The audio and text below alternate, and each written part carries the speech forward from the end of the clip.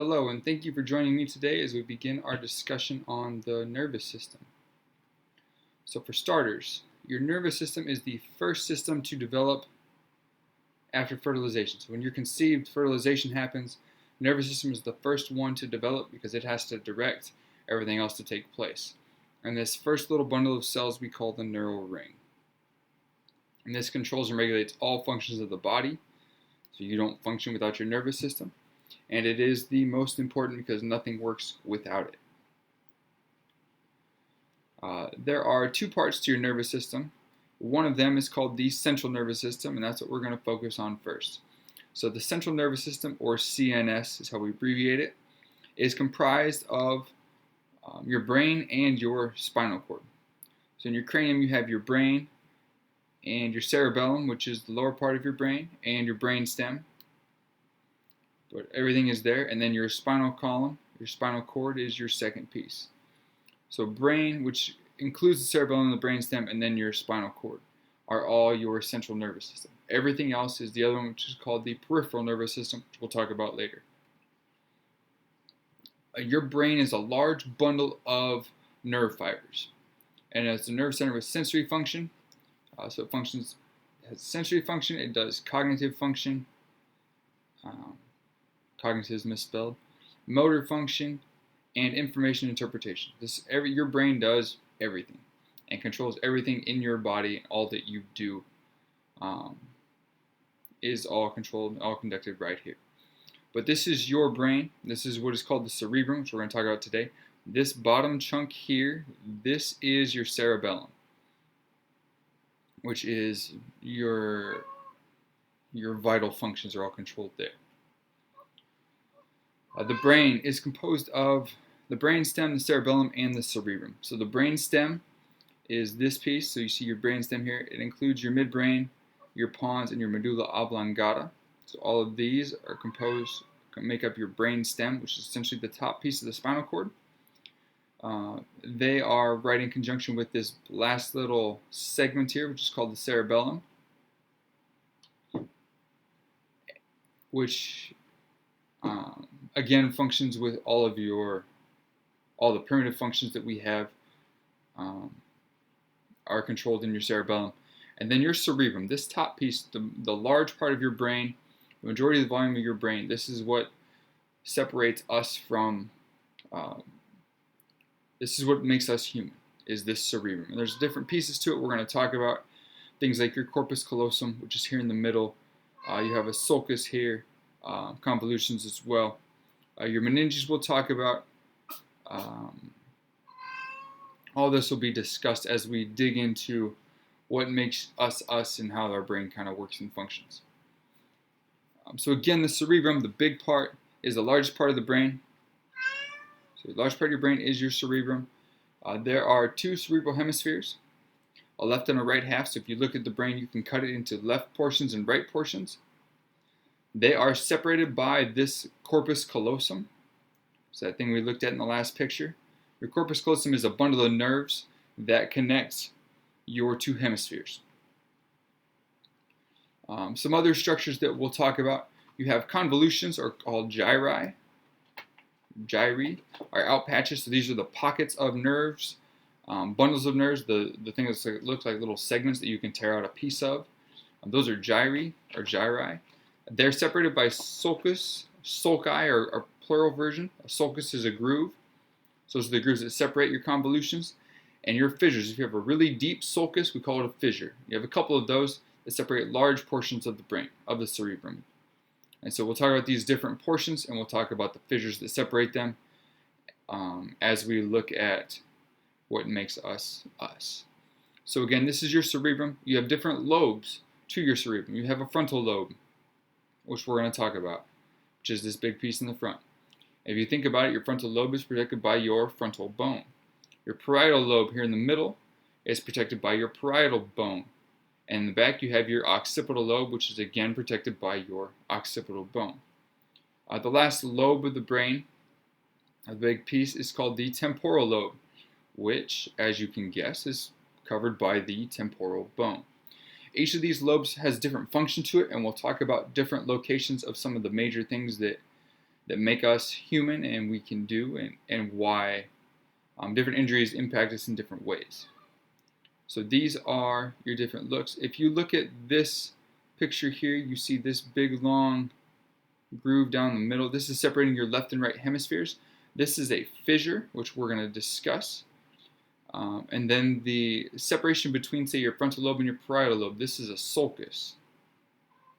Sulcus is here, and we'll identify and we'll name those as well as we move forward. And so your cerebrum, like I said, there are different functions that have been found to be controlled by different parts of the brain.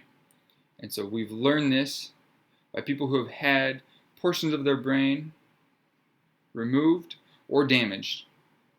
And we can observe how they have become different afterwards. A lot of these are because of damage. So if you have an injury, they can figure out where the damage happened at, and they can look at you prior to the injury and after the injury and what's changed, and we can kind of make a map of where different functions are controlled at in the brain. We can also make maps such as this, and we can look at how stimulation is happening. So this is measuring electrical stimulation. Red is a lot of stimulation. The blue and green is less stimulation in this case. So we can determine where in the brain all these electrical signals are firing at, and which part of the brain is being used to perform a certain function. Your cerebrum is divided into a couple areas. One of them, this 1 degree, and this is called your primary motor cortex. Your primary motor cortex, the thing that controls your movements, your primary movement control center, is in the frontal lobe, just in front of this groove here called the central sulcus. So here you see a central sulcus, which splits your frontal lobe from your parietal lobe. This first little patch right in front of this is called your primary motor center, primary motor cortex. Impulses travel from the brain to all parts of the body. This controls your movement. The way it does this is through these corticospinal tracts. So cortical refers to your cortex up here, your brain, and spinal refers to your spinal cord. So brain to spine tracts. So nerves run from the brain down the spinal cord, and they cross over with motor neurons. Kind of an interesting feature is the left side of your brain controls the right side of your body, and vice versa. The right side of your brain controls the left side of your body, which is just kind of interesting that they have to cross over to control the opposite side. And so this is your crossover portion here. They cross from the left side to the right side to send their signals. But your primary motor cortex is located in the frontal lobe. This is going to be important for just as a background knowledge information piece. So this is another look at the primary motor cortex. So as we look from your brain moving outwards, controls actually go from your feet up. So as you go in the middle of the brain, this is your in the middle of your longitudinal fissure, which separates your left and right halves. Notice your feet and toes are controlled by this portion here on the far inside. Your leg is next, then your thigh, then your pelvis, and just kind of works its way up the body as it moves more laterally from the middle. So you get to your trunk, your arm, your forearm, your thumb and fingers, then you get to your face, all of your chewing processes, and eventually swallowing. So it kind of works from the bottom to the top, essentially, which is kind of interesting in how that all sets up. We also have different areas. One of these areas, regions that we talk about and have learned about, is called Broca's area. So Broca's area is just anterior to your primary cortex. So we have your primary cortex, central sulcus, primary cortex is here. So just in front of that, and Broca's area is this little piece here. Broca's area, think of Spanish boca means mouth. So boca means mouth. Broca's area deals with movement of the tongue, and the mouth, the larynx. This makes speech possible. So the reason that your boca can make noise is because of Broca's area. So this allows us to talk. This is your motor speech area.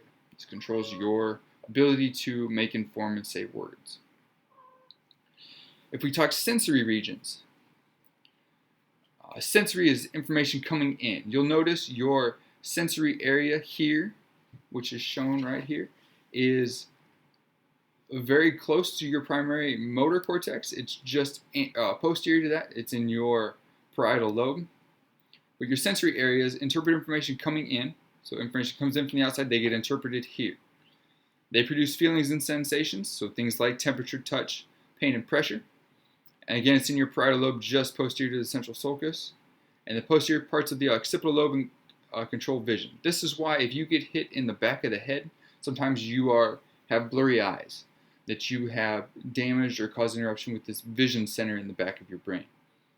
But this is your sensory region. If you notice this, again, your genitals is the first sense to form here, but then it goes back to your foot and toes, up to your leg, your thighs, your pelvis, your trunk, your neck, arm, forearm, hands, fingers.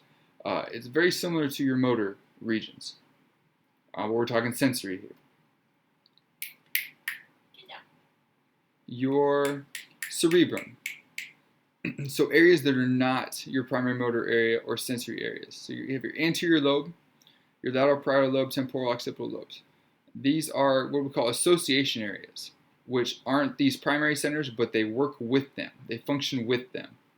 So they help to analyze and interpret experiences. So things you sense on the outside get sent to all different parts of the brain to help interpret and make sense of it.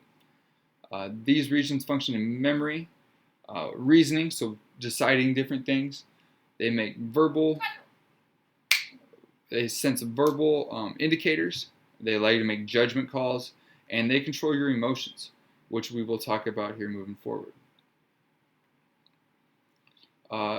Developmentally, your cerebrum is the emotional center and also your addiction center. And these two things develop first, which is why a lot of kids make poor choices. So because your emotional and addiction centers develop first, your reasoning develops later. This is one of the reasons that kids make a lot of poor choices. You do what makes you feel good or what you become addicted to, which is why drugs and alcohol are extremely dangerous, especially at a young age. You don't have the reasoning, the rationale all the time, but you do what makes you feel good and what you're addicted to, and that's where these come in. So they make decisions based on emotion and pleasure instead of logic and reasoning. And so again, you're much more likely to become addicted to different drugs, and really anything, not just drugs. But a lot of things are dangerous to kids in terms of becoming addicted to and having problems with. Sensory areas, you have a frontal lobe, which is your higher level thinking, concentrated planning, complex problem solving. This also controls your emotional behavior.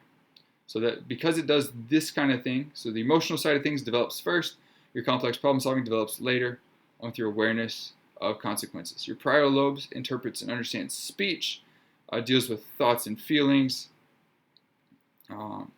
This is kind of your spatial awareness and how things are put together, including your own body. And then your posterior parietal lobe is associated with your temporal and occipital lobes. Temporal lobe, this is the big one with memory. So stores memories of vision, music, other complex sensory patterns, interprets complex sensory experiences. This is all done in your temporal lobe, which is why getting hit in the temple is quite dangerous. You can damage this. This guy, Phineas Gage, was actually damaged by he was a railroad worker that got impaled with a rod. And he is one that we learned a lot from because he damaged this frontal area. He survived, but his personality completely changed because he damaged all of these emotional centers. So he became a completely different person after the accident. Finishing up, you have your sensory, your occipital lobe we talked about does visual experiences. This is your vision. Kind of interprets and sends that where it needs to go. We talked about Broca's area, which is talking. Wernicke's area is dealing with writing. It recognizes words, arranges them to express. So the reason you can write a word is because of Wernicke's area. So people that have this damaged can talk to you just fine, but can't put their thoughts on paper. Or vice versa. If you damage Broca's area, you can write your thoughts down because this is still intact, but you can't get them out verbally. And that's just based on what area controls which function. Here are some review questions for you to look through and think through, and I will talk to you tomorrow when we pick this up.